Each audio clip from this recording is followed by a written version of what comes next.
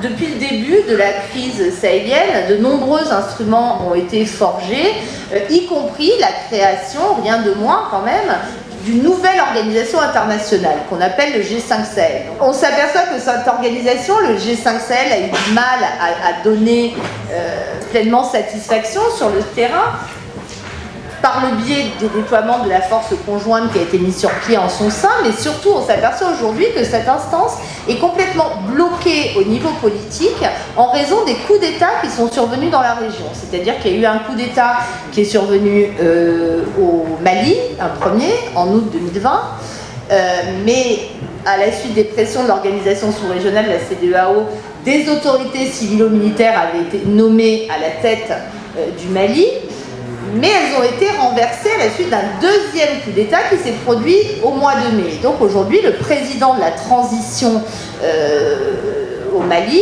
est un militaire, le colonel Assimi Goïta. Au Tchad, de la même façon, après la mort du président Déby, qui, tout maréchal qu'il s'était proclamé, était quand même un civil censé être élu à travers des mécanismes formellement démocratiques. En tout cas, au lendemain de sa mort, une junte militaire dirigée par son fils a été placée à la tête de l'État. Et donc aujourd'hui, certains des partenaires, les autres partenaires du G5 Sahel et leur partenaire majeur, la France, voudraient que le Tchad, qui aujourd'hui exerce la présidence du Mali, cède la place, parce que c'est quand même difficile de promouvoir un modèle quand même démocratique quand on a pour partenaire des juntes militaires. Et la difficulté, c'est que selon l'ordre, parce que la présidence est tournante et change chaque année, c'est le Mali, donc de nouveau dirigé par une junte militaire, qui l'année prochaine va prendre la présidence d'organisation. Donc c'est juste l'un des exemples pour vous montrer que effectivement les questions de gouvernance et questions politiques, qui là pour le coup n'ont rien à voir, en tout cas pour le cas du Tchad, rien à voir avec la problématique de la lutte anti-djihadiste, compte énormément dans la gestion de cette crise. Et je crois qu'aujourd'hui, si au Sahel, il y a cet enlisement sur le plan sécuritaire, il y a cette impasse qui est devant nous, c'est parce que justement, on a surestimé l'importance du militaire dans cette affaire. Pourquoi le Sahel est comme ça? Pourquoi on a vu tout de suite des terroristes, des extrémistes violents, etc. C'est que la communauté internationale, elle a au moins au Sahel, au moins 40 ans de retard par rapport au phénomène et au réseau qu'on essaie de combattre. 40 ans, pourquoi?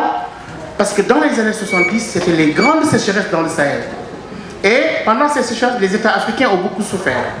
Malheureusement, pendant cette même période, c'était la période des chocs pétroliers et de la crise financière en Europe et aux États-Unis. Donc nos partenaires européens et américains n'avaient pas d'argent pour nous aider.